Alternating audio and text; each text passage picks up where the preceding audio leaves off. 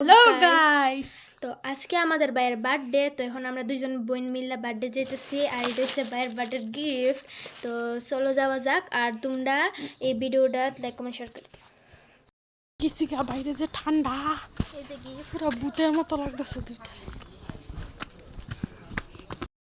না গাড়ি লিগা দাঁড়া দিছি।